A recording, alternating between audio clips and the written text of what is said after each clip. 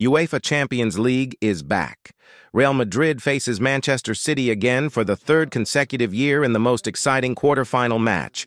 The first leg will take place at the Bernabeu, promising a challenging game for the team. Let's hear from coach Carlo Ancelotti. Tomorrow will be your 200th match as a coach in the UEFA Champions League. Based on your experience, what is the most important thing for tomorrow's match?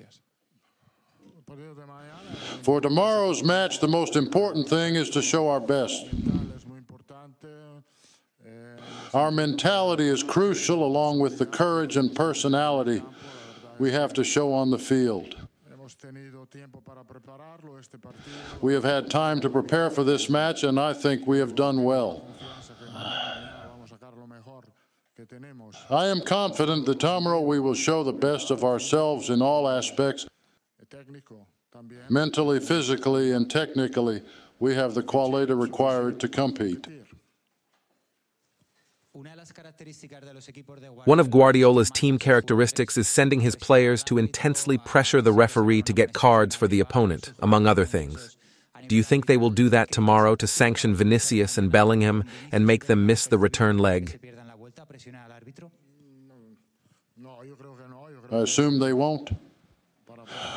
I hope for a match like this, there are other factors at play, not just that. We don't want to think about this because we have 4 players with accumulated cards. And if they get a yellow card, they will miss the return leg. But if that happens, another player will play. This is not a concern for us for tomorrow's match. We can easily say that tomorrow's match is one of the most attractive in the tournament, as it involves 2 very equal teams in almost everything. But in what do you think Real Madrid is superior to Manchester City? Yes, I believe it will be a very attractive match for the football world because 2 great teams will play. I wouldn't say they are similar because each has its own characteristics. But both teams have many quality players on the field. So due to this quality, undoubtedly, we will all see a very attractive match technically. We believe we are superior in some aspects, and they believe they are superior in others. We will see the superiority at the end of the 180 minutes. Whoever wins the tie will be the superior team. Does it bother you that it is said that Guardiola is a great coach and Ancelotti is a great personnel manager?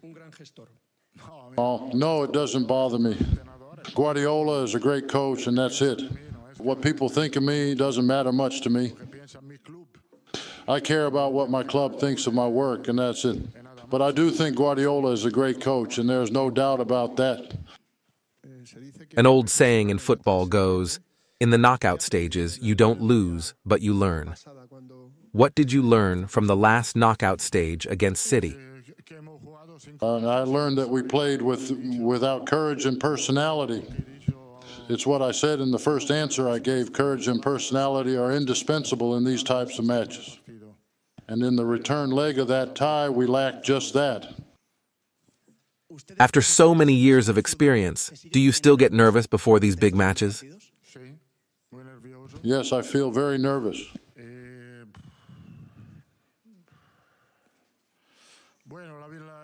The hours before the start of a match on a personal level.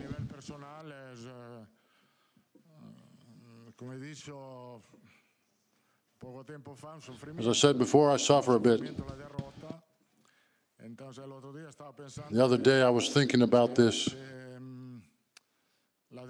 Defeat is suffering, so what is victory?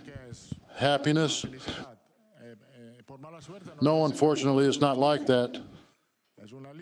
Victory is really a relief. There's happiness if you achieve some title.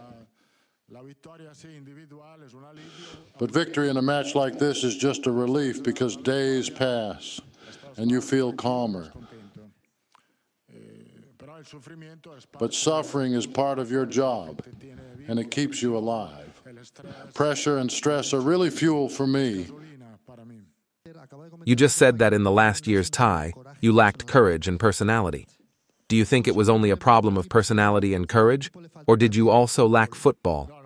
Certainly, we also lacked a certain level of tactical football because at some moments during the match, and due to lack of courage and personality, we didn't know how to handle the situation. So it wasn't just a problem of mental character, but also technical. We were pressed a lot and didn't look for solutions or alternatives to solve it. Obviously, it's something we want to avoid for this tie. We have heard the news from Manchester that Kyle Walker has not trained with his team. Do you think the tie now depends on Vinicius Jr.? Well, as I said before, this tie depends on the players with the most quality. There are many players in both teams who have a lot of quality. And this will determine the result of the matches, as always. Matches are decided by the players playing on the field, of course, taking into account the strategy, which has to be clear, and the players must be convinced to carry it out in the best possible way. So there are many ingredients for these types of matches: individual quality, duels, defensive tactics, attacks, all done with maximum effort. It's not just one thing that allows you to win a tie, but all these ingredients together that we have to manage well. You have said that you give all the information to your players about what to do without the ball, but with the ball, they have to be creative. Do you think Real Madrid now has more creativity than last year to face this tie? This year we have different characteristics when we have the ball. Last year we had Karim Benzema, who was a reference as a central striker. This season, we don't have that central attacking reference.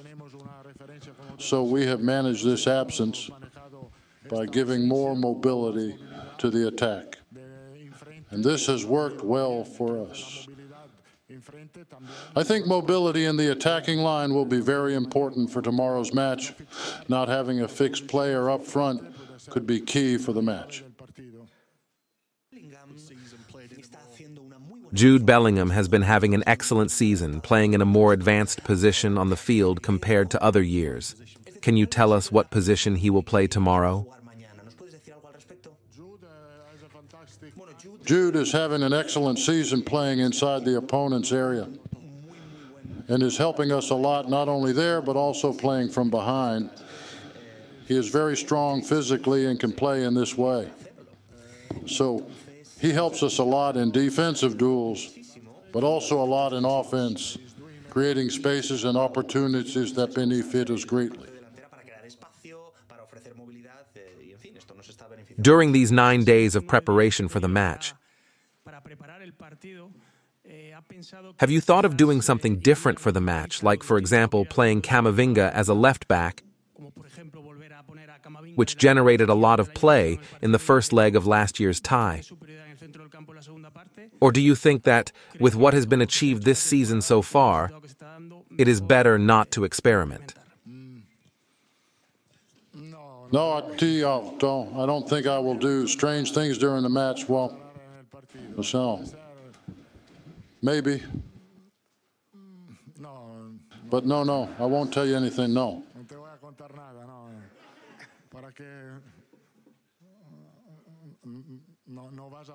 You will guess the lineup, so calm down. Although a player could be different.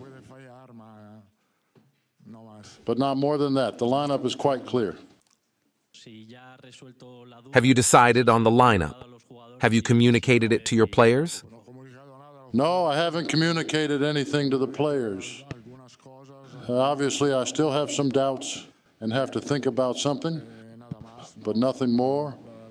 Tomorrow I'll communicate my decision to the team. Rudiger has said that he has been surprised at how quickly Jude Bellingham has adapted to the team. Are you also surprised? Has Jude's way of playing in this first year at Real Madrid surprised you? A key point for Jude is that he is very mature despite being only 20 years old. He is much more mature than someone his age. He is a very professional, serious, and humble player. As a player, he didn't surprise us, but as a person, he did surprise us a lot. As I said earlier, he is very, very intelligent for only being 20 years old and is really very mature.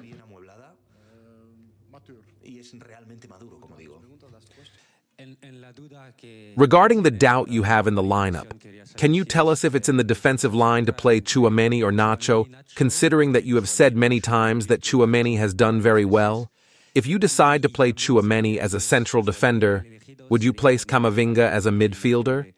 Could playing Camavinga influence your decision, considering he has accumulated yellow cards? No, the fact that Camavinga has accumulated yellow cards and could miss the return leg will not influence my decision. Tomorrow's first leg is very important, as it is an opportunity to play at our stadium, and we have to take advantage of this small advantage we have. So I only have a small doubt about playing one player or another, and that's all. Do you think the news of defensive absences from Manchester City is real? Well, I think they have some absences, but it seems to me that it is something they have managed well, just like we have also done so. Guardiola has placed central defenders as fullbacks, and they have done it very well. They are a solid team defensively, so if they do have absences, it won't affect them.